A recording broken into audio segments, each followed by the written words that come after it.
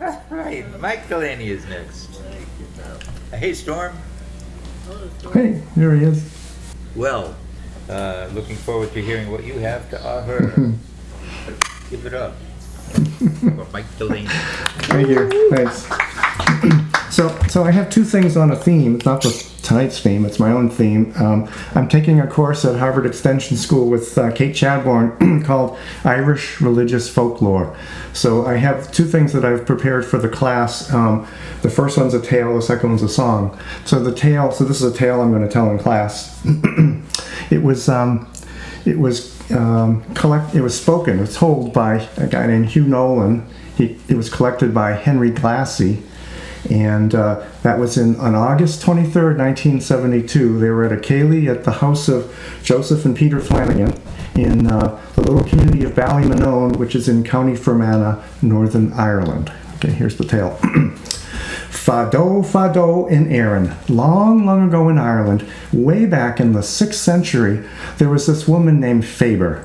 And she wanted to study the Irish, the Christian religion that had been newly introduced to Ireland. So Febor, eventually, she studied very intently and became known as Saint Febor. And there's two Catholic churches in County Fermanagh that have her as their patron saint.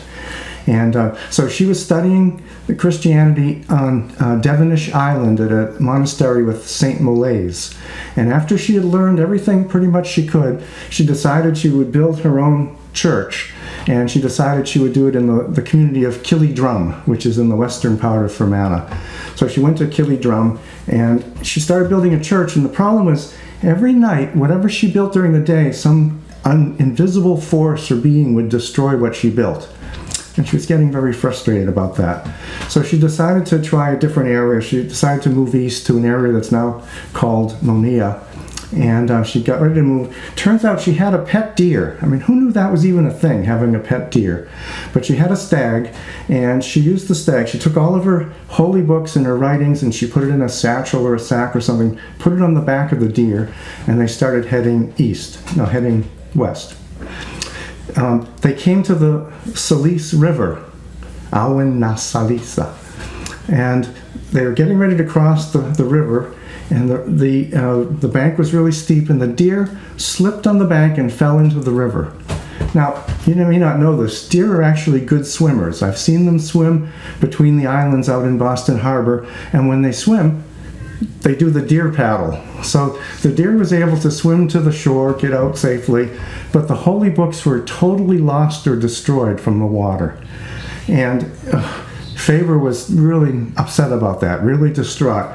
And she raised her staff and she said in Irish, Mi a isk agus a boiti agrith in aid an erge galabreha, which means something about like unlucky fish and lucky drowned, running in the opposite direction until the day of judgment. And from that curse, the direction of the river was basically reversed, and instead of flowing into the ocean, into the sea, it flowed into the Loch Earn, into the lake. And ever since then, all the locals, when they talk about the river, they say that the river is bad for fishing, but good for drowning. And Shene Moskelsa Matabrea Gambio. That's my story, and if there's a lie in it, so be it. Okay, that's it. Whoops, sorry about that.